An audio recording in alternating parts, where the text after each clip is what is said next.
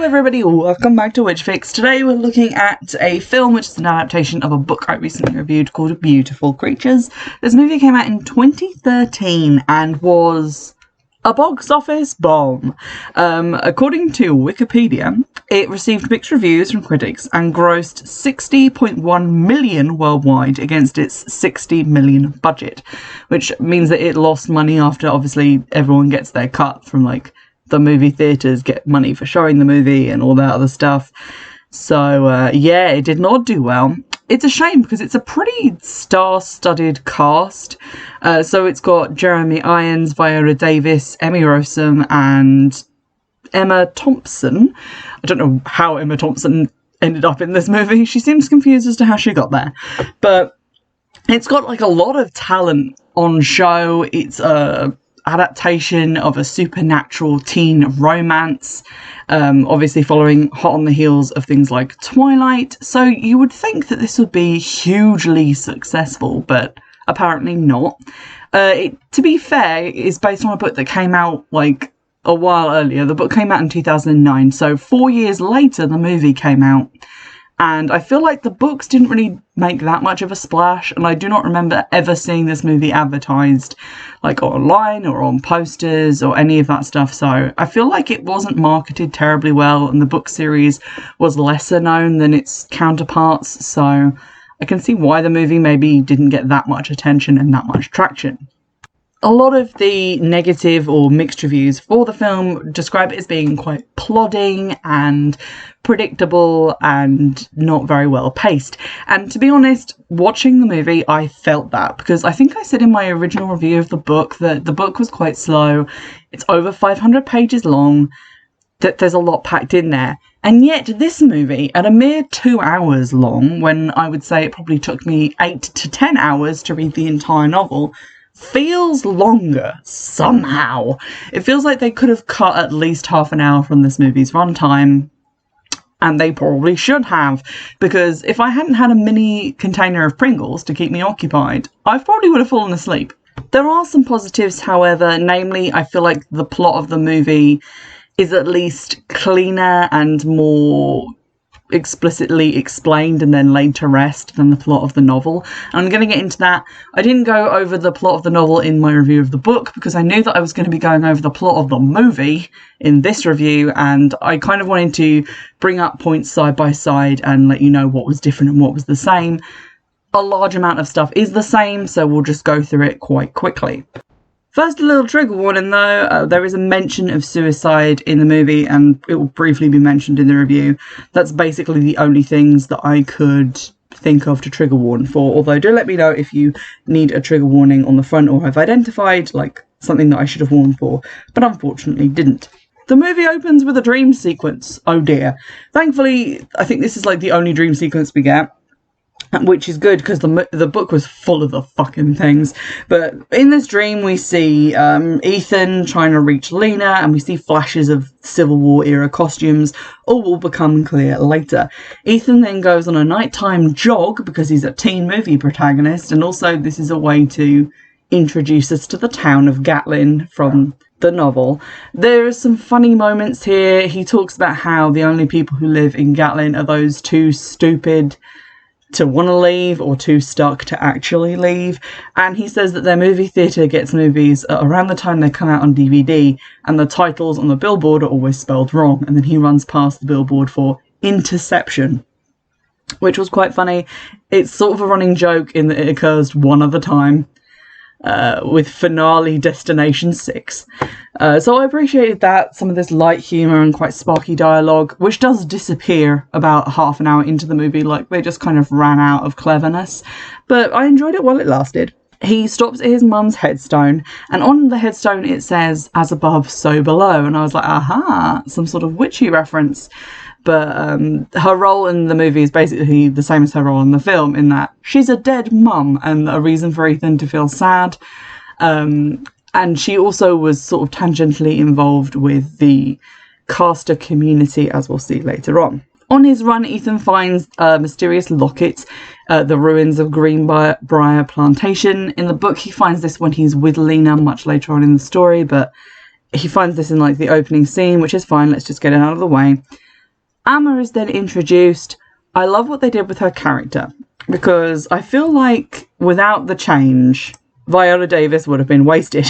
So in the novel, Amma is just like this housekeeper / voodoo practitioner swamp witch. Unclear what her whole deal is.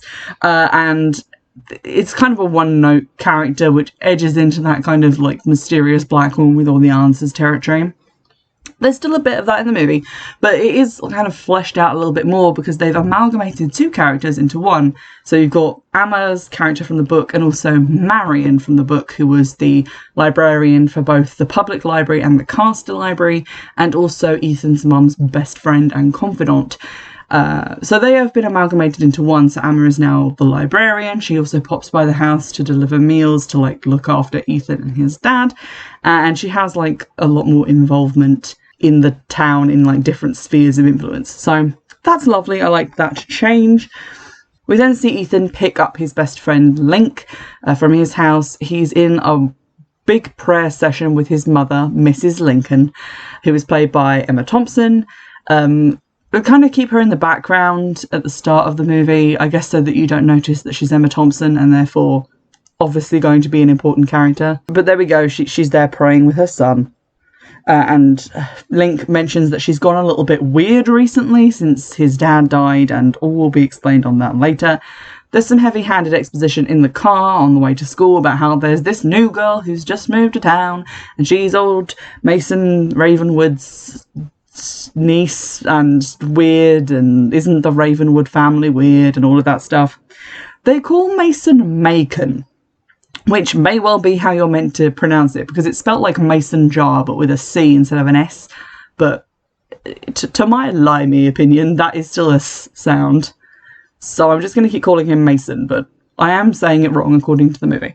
So we're introduced to the high school populace. They're not as important in this version as in the book. In the book, there's a lot of antagonism towards Lena, which builds up quite slowly, but in the film, it just kind of starts at 11 and then continues to climb higher. So Lena arrives, instantly starts antagonizing the Jesus groupie local children, and Ethan notices that she has a number tattooed on her hand, and it is like in an actual like font, like it has been printed on her hand.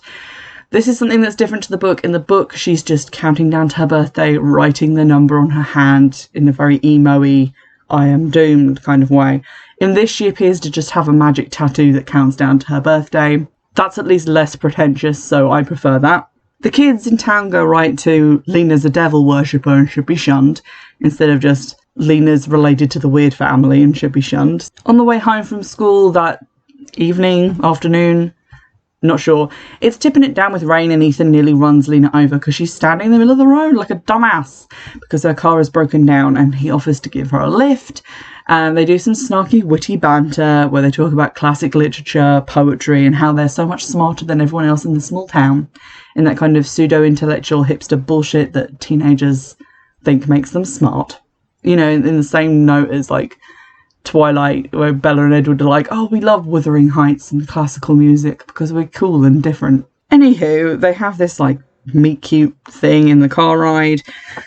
Then Ethan goes to a different location, unclear if it's the same day, but we're told that weird lightning is hitting the same spot outside of town over and over again, and Mrs. Lincoln is leading like a prayer meeting nearby and blaming Lena and her arrival in town because it started when she got here. This isn't in the book, and it's not really mentioned again in the movie, so I guess it's just to drive home the fact that Lena has like storm powers. In class, I guess the next day, Emily really steps up her campaign against Lena. Emily is this de facto popular girl, but we only see her in a couple of scenes, so it's not really worth mentioning her. But she leads this sort of weird prayer protest against Lena and her devil influence, and Lena decides to prove that she's a good girl and not a spawn of Satan by making all of the windows in the classroom explode, shredding the class to ribbons. That gets Ethan's attention. He's not stupid, he knows something's going on. This took a large chunk of the book to get here, by the way. I'm really glad we're speeding through it. So, curious about this girl with powers, Ethan heads back to the Ravenwood house on his own after school. The door opens and lets him into what I think Tim Burton would term a modernist interior. It's all very monochrome and smooth and sleek in black and white, but has a touch of the fun house about it. He sees a pair of shoes, like just hanging out behind like a door or a curtain or something, realises that Old Man Ravenwood, the shut-in, is sort of spying on him, and so leaves the house. He finds Lena outside. They have a little chat about how special an individual they are and how this town doesn't appreciate them. He shows her the locket that he found, and then Mason comes out onto the porch and invites him in for tea. Lena is strongly against this, and it quickly becomes apparent why. It's because Mason's a douchebag, and I don't know why they added this bit in, because it's not in the book. But he basically sits Ethan down and is like, this town is stupid and full of idiots who only love the Bible and they have no independent thoughts, which is in the book, and it's also what Ethan's been saying, so that's fine. But then he asks Ethan what he's going to do with his life, and Ethan seems compelled to reel off this really depressing future for himself, where he goes to a college really close to town and then comes back to work as a teacher and marries Emily the bitch, and then cheats on her with her best friend and has several heart attacks and ends up being the town drunk, and then hangs himself, and then his body isn't found right away, so it starts to rot in his horrible apartment above the bar. And Mason is obviously doing this to him and making him say these things, which is weird because Mason's meant to be a character that we actually like. Odd choice. Ethan freaks out and runs away, but then he comes back and he and Lena share a moment in the garden after she has been expressly forbidden to see him again by Mason, who says that it's dangerous for her to get involved with a mortal. When he shows her the locket again outside and they both touch it at the same time, they're treated to a weird Civil War vision of a lady called Genevieve running towards her burning plantation house while a man called Ethan is shot behind her. So that's all very scary. And then Ethan wakes up in his own bed with no knowledge as to how he got home from Ravenwood and is understandably freaked out by this. Anna is also freaked out when she sees the locket, so, freakouts all round. This is all pretty similar to what happens in the book. He returns to Ravenwood and finds his car still there, and then gets caught in a sort of weirdy time bubble where it's like changing from day to night, and he keeps like zipping between trees, and then some vines grow all over him. I don't know what the fuck's going on. This wasn't in the book, but Lena unvines him and says that basically that's a protection thing that Mason has done for when he leaves the house, so Lena will be safe. She explains that they have powers and that they're casters, and that calling a caster a witch is sort of like calling a smart student a geek. It's like a mildly offensive generalization. She's, however, not sure what the locket did and doesn't think that it was caused by like a caster, so there's some mystery there. They then do some like more romance talking. I feel like all of these scenes could have been shorter. There's like an audible click where it just returns to teen romance, and they spend 20 minutes just muttering to each other about Bukowski and poetry and how they want to leave this small town. Let's blow this popsicle stand, baby doll, etc. She reveals that she writes pretentious poetry quotes on her walls in magic glowing letter vision. Again, in the book, she did this just with a pen. I'm not sure which version is more pretentious in this case, but I hate all of it. Mason then arrives home interrupting them, so Ethan leaves. There's some kind of funny, charming moments where she like makes some vines grow so he can climb down the side of the house, and he's like, oh, why couldn't you make a ladder? This is difficult. So that was kind of funny. Some light chuckles. She says that Friday is a holiday, but after it she would love to go to the movies with him and they can just be like normal teenagers. So that's all very lovely. We then see Amma head out into the swamp to go visit the graves of her ancestors and do some magic stuff. In the book, Ethan follows her at this point, so finds out a little bit more about her, but he doesn't follow her at this point. She just meets Mason in the swamp without Ethan being there. We see that she's wearing like a lot of tribal jewellery, and she has like intricate patterns of like scarring on her back. Interesting details to add to the character, not in the book, but I didn't mind it. It was just kind of fleshing her out, creating more mystery around her. Mason and her have a little chat, and they talk about a lady called Seraphine and ask if she's here, that they had a deal, but now she's breaking it and coming after Lena. So Obviously, we're not sure what's going on, but Anna says, after consulting with her ancestors and doing a little bit of future seeing, that some things cannot be avoided. They have to happen the way they have to happen. A really fast red sports car then enters town. This car contains Ridley, who is Lena's cousin. A lot of things about Ridley are different. She seems to be much older than Lena in the film. She's played by Emmy Rossum, which I don't mind. Love her, great actress. But she is older than Lena. In the book, she's kind of blonde and peppy and kind of like a cheerleader who constantly sucks on a lollipop and has mind control powers to like get people to do what she wants. In this, she is lollipopless, not blonde, and kind of a little bit more older and sophisticated. But basically still the same character, although without the humanizing sections that she got in the novel. She's a little bit simpler as a character. But she shows up, she speeds, a cop chases her, and we see her kind of, I guess, do something magical. So his eyes go all bloodshot and it looks like he's choking, and then he flips his car off the road. So she's bad news bears. Lena and Ethan go on a little date where he shows her his favourite place in the whole town, the road out of it. And he talks about how his mum loved the library and wasn't like everyone else in this town, and he misses her. And then Lena drops some lore. And this is where the lore drastically starts to differ from the book version. So she says that the female casters in her family line have no choice in what they are claimed by when they turn 16. Because their claiming will reveal their true nature, and they can't pick for themselves. But the men in the family can, which is different to what it was in the book. In the book, none of the people in their family can choose. They are just claimed. And we also learn that Mason is himself a dark caster. He is a dark person who chose to be dark, and yet he is being light for Lena to protect her. And that's a big change, and to a certain extent makes Mason a worse character, because in the novel he was an incubus, which meant that he was like a vampire that ate dreams. Not sure what to tell you. So he was a dark creature, but he was born that way, and he had chosen to only eat dreams instead of people's blood. So he was weaker than other incubuses, but he was still trying to be a good person. But it was in his nature, he couldn't refuse it.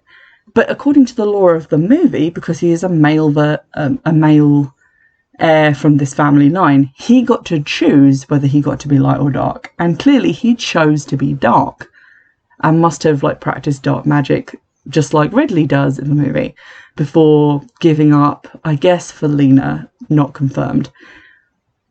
But obviously it puts him in that perspective where he's not just born as this dark creature or dark caster.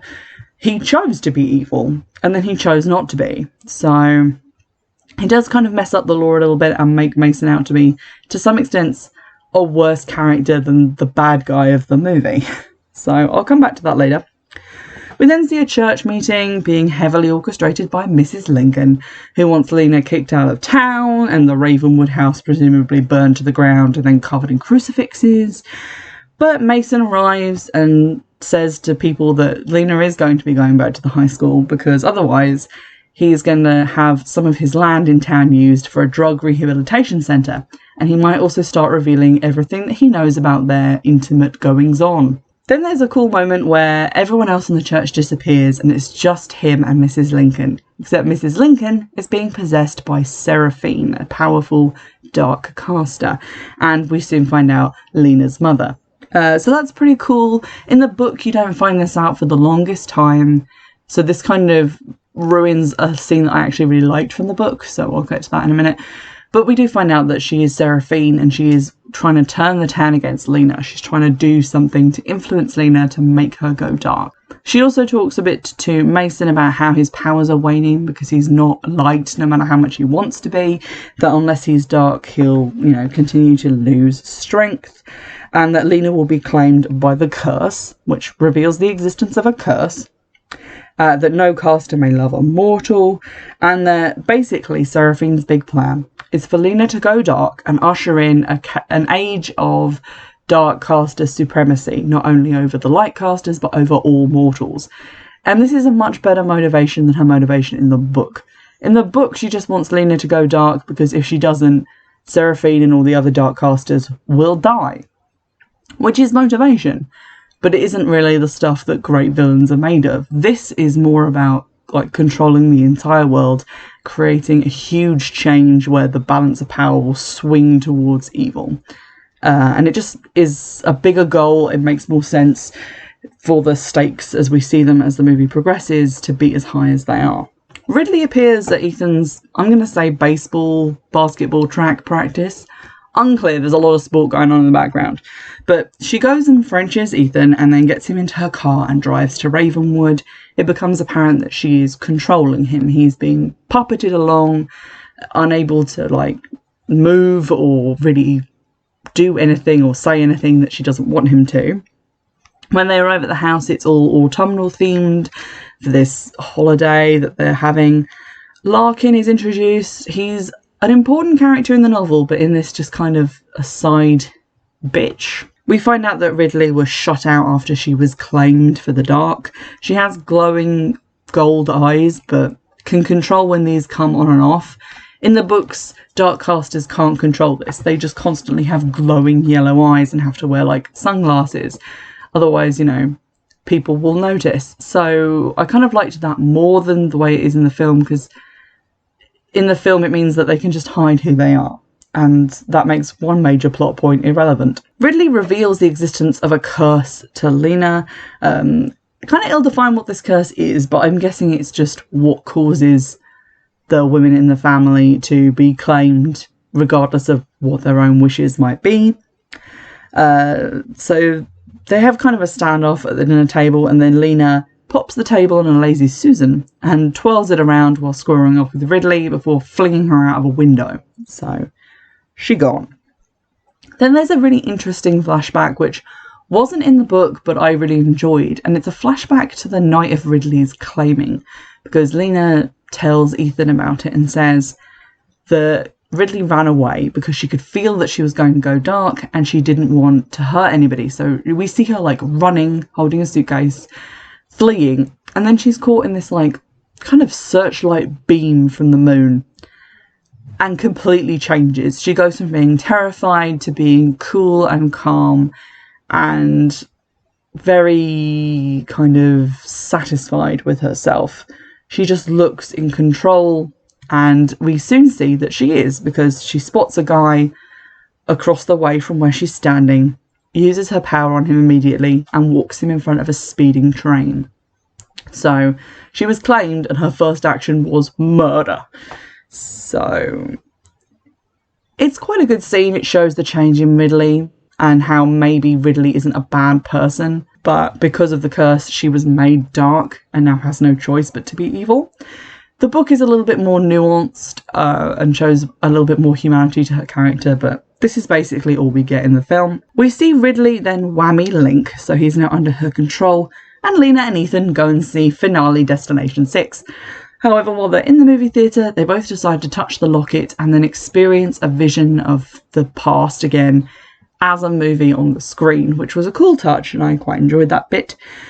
We see in the flashback that Genevieve tries to revive her sweetheart Ethan, who has been shot, and in doing so, she uses a forbidden spell and goes dark. Like, she goes from looking like a normal lady to looking like a terrifying shadow witch with glowing gold eyes. And as soon as he comes back to life, she murders him because she has no room in her heart for love. There's just too much darkness in there. This is slightly different to the lore from the book, again, in that Genevieve uses the Book of Moons, which is a special magic book. She uses the spell to bring Ethan back, but only works for a few seconds, and following those few seconds, she is cursed, and so is her entire family.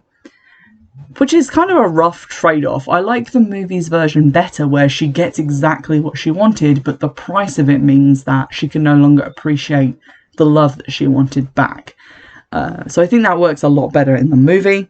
Seraphine then talks to Lena through the movie, saying that she is Lena's mother and that Lena will go dark and it is her destiny because of who they are descended from. We're told that the curse was because Lena's ancestor used this forbidden spell, not just for the fact that she loved a mortal and used the Book of Moons, which she doesn't in this case, but she just uses a forbidden spell and that's what causes the curse. She lost her soul and her ability to love, and they need to break the curse so that Lena can control her own destiny again. So Lena is confined to Ravenwood until Halloween arrives. Now, this is a scene that I really liked in the book, and I feel like the movie kind of ruined it. In the book, Ethan is just home on Halloween, unable to see Lena and not invited to any of the cool kid parties because he has been ostracised. And for some reason, his best friend's mum turns up at his house with a plate of brownies, acting like a weird Twilight Zone pod person, and asking to come in. And yet the door of his house just magically won't open for her. Every time he gets the bowl open, it closes itself. And eventually he realises something weird is going on and says, "I don't want you to come in." And she acts really weird, but then leaves, like she's some sort of vampire that can't come in the house unless invited. And that was genuinely creepifying. In the film, it doesn't work so well because we already know that Mrs. Lincoln is possessed by Seraphine. That's not a secret anymore like it is in the book at that point. So we know who she is. And then when she can't come into the house, instead of that being caused by his mother's ghost, as it was in the book, it's purely because Lena has put a protective spell on the house. And then Seraphine / Emma Thompson turns into a weird CGI vein monster that tries to push its way into the house, causing Ethan to flee. And I feel like it just lost some of the horror of that moment in the book. Ethan flees to Ravenwood and he sees that Lena is in the middle of this lightning bubble. Her family can't get close to her. It's unclear who is causing the lightning bubble, if it's to contain her or if she's using it to push people away. But she's suddenly wearing a lot more black eyeliner, so her soul might be in danger. Ethan confronts her and makes the bubble go away somehow, and her grandmother is like, the protection spell isn't what's protecting her, it's Ethan. So she's safe as houses because Ethan's here. They go and see Emma, who opens up the Castor Library, where Mason has been furiously trying to find the spell that was used, this forbidden spell, in order to break the curse. Lena finds it 2 seconds later because she's magic and special. They try and go through the Book of Moons. Lena continues to read it, trying to find a way around the curse. We get a reading montage, but she quickly becomes disheartened and distant, thinks she's going dark, and Ethan has to talk some sense into her again with love. They make out by the now leaving Gatlin sign and it catches fire, and then I guess they have sex in his car at the side of the road. It's also heavily implied at this point that Mason and Ethan's mum were kind of an item, which is weird and gross, and I don't want to think about it. Lena then reads something in the Book of Moons that makes her very distant from Ethan. She insists that he leaves the library right away, and then she breaks down to Emma and says that she's found out how to break the curse. Because the curse was started by someone trying to bring back their true love, she has to lose the thing that she truly loves. Someone she loves has to die to break the curse and to pay back the debt. So that's probably Ethan, because this is a teen romance movie. And they've already talked about how Seraphine is her mother and how she was always told her mother was dead. And Emma told her at the time that there are many ways for someone to die, i.e. you can forget about them or cut them out of your life, and that is a kind of death. And Lena decides to try this on Ethan. So he won't actually have to die, but she will have to just remove him from her life. So she meets up with him one last time, she makes it snow and it's all cute, and then he wakes up at home and he remembers who Lena is, but he now just thinks of her like everyone else in town does. She's just old man Ravenwood's weird niece with no friends, and he doesn't know anything else about her. There's then kind of a cool sermon on sacrifice at the church about how sacrifice isn't something being taken from you or something that is done to you. It's something you have to do of your own free will. You have to give something up. Which is kind of neat and reinforces Lena's decision, even though it is a little bit on the nose. We see Ridley and Link making out on a raft in an alligator-filled swamp because she's evil and dangerous.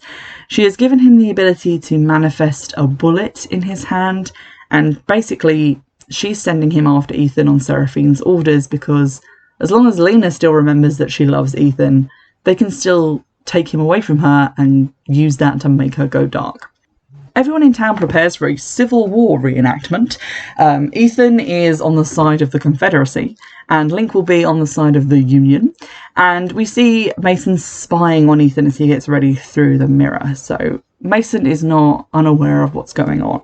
Everything is in place now for Lena's 16th birthday, the night she will be claimed, and one of her relatives reads out a thing about how the powers of light and dark shall merge, and their true nature will be defined by that of Lena. So this is the moment where her claiming will change the cycle of power. One cycle will end, a new cycle will begin, and it will be ruled by whatever alignment she takes. So pretty big. You'd expect more than 6 members of her immediate family to show up for this, but whatever. Ethan and Link meet up at a ruin, and they're both bored of being in the Civil War, so they decide to shoot each other and go home and watch DVDs, which would be kind of funny and cute if Link then didn't shoot him with a real bullet, causing Ethan to, fall down and die. Lena feels this and goes running to him in her, fantabulous black claiming dress. Gotta say, if her family didn't want her to go dark, why did they put so much fucking eyeliner on her? She runs to Ethan, and then Ridley pops up in this giant black ball gown and is like, see, you can't trust mortals, they'll just turn on each other. Come and be evil like us. So Lena hits Link with a lightning bolt, ouch, and then causes a giant storm which interrupts the rest of the Civil War reenactment, and it seems like she's gonna go dark, and quite frankly, if she needed this little provocation, she was probably already evil. But then Ethan, on the ground, says, Lena, stop this, and morphs back into Mason, because it's been Mason all along, y'all. He done did a tricksy. This is slightly different to what's in the book, but the outcome is the same. So in the book, Seraphine stabs Ethan, and then Lena uses the forbidden spell, which I don't think is actually a forbidden spell in the book, to resurrect him, and the price she pays for that is Mason dying. I think that the film does it better by having Mason just take Ethan's place and dying instead of him, which lifts the curse because Lena has still lost someone that she loves, so that all works fine. One thing the movie does really well is just simplifying the plot and putting it in much easier to understand terms and giving it a better ending, so this made a lot more sense to me. So they've paid the curse, and he tells her with his final breath to claim herself. The balance of power has now drastically shifted, and Ridley knows it, because she tries to run away, but Seraphine stops her, and then she tries to appeal to Lena by saying, remember that I ran away because I didn't want to hurt you, and that has to count for something. And so Lena lets her leave. Seraphine then does a terrible job of trying to talk Lena around to her side. Here's a hint, if you're trying to convince your child to join you in anything, don't say that you never loved them and that love isn't real, because that'll probably turn them off you pretty quick. So she yanks Seraphine's spirit form or whatever out of Mrs. Lincoln and then destroys it. I guess Mrs. Lincoln is fine, but I don't think we see her again, so I don't know, maybe she turned into a pigeon and flew away for all we know. Larkin then turns up. It turns out that he was the one impersonating Mason. In the book, Larkin's power is shape-shifting, so this makes sense. So he was pretending to be Mason while Mason was pretending to be Ethan. In the book, Larkin is actually evil. He's on Seraphine's side and has used his shape-shifting powers to hide his evil glowing eyes. And then at the end, he disappears with all the rest of the evil people. This simplifies this much better by just having him be like a little bit character who doesn't really amount to anything. But it does kind of get rid of one of the more dramatic reveals at the end of the novel. We then get a cut to, the next day, everything's fine. Ethan still has no idea who Lena is, so that's great. And she wishes him in a voiceover to leave town, to do what he's always wanted to do and go on his road trip across America or whatever, so that he can get out of town and be the person he wants to be. He leaves the library after saying goodbye to Amma and drives out of town with Link, intending to go to New York.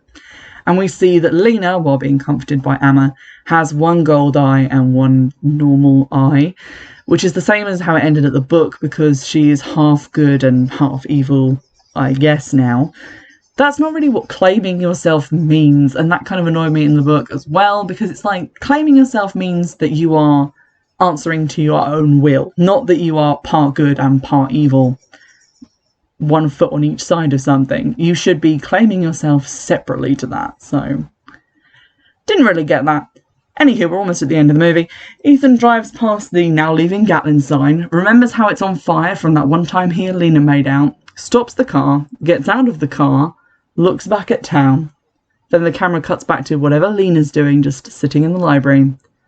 And then the movie ends because I guess they thought they'd get a sequel. As previously stated, they did not get a sequel because this movie was apparently not seen by anybody.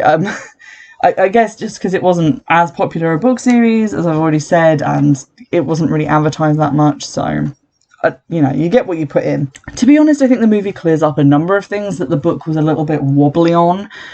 Most of the lore and the ending is changed, I think for the better. It just really clears it up, neatens it, makes it more of an ending, even though it kind of ends on a cliffhanger, but it also kind of doesn't, because you can tell Ethan's going to go back to town and he remembers Lena now and everything's going to be fine.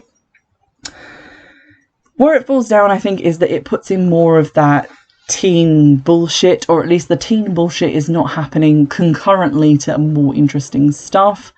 So occasionally we just have to stop the action and the witchy stuff, of which there is precious little, in order to have Ethan and Lena sit on the grass and talk about poetry and love and all of this other stuff that's kind of boring.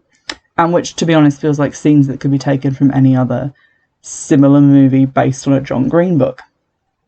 So that I didn't enjoy that much, but the cast does a really good job with what they've got. I think the story is much better in terms of the ending than it is in the book. The book has more character, I think, because it has so much more inner monologue and so much more detail than the film can actually show. But in terms of the ending and the payoff of the story, the movie's better. But I wouldn't say that I would watch it again for fun, because it's a little bit long and a little bit plodding and slows down too much in some areas. So it's not really a thrill ride or like a good supernatural movie, because it feels like the love story is more important than the actual action. I hope you've enjoyed this review. If you'd like to recommend any other films, books, do go ahead and do so. You can pop them in the description. No, you can't. You can pop them in the comments on the YouTube version, or you can email me. I very rarely check that email, but feel free. And in the meantime, I'll see you in the next one. Bye!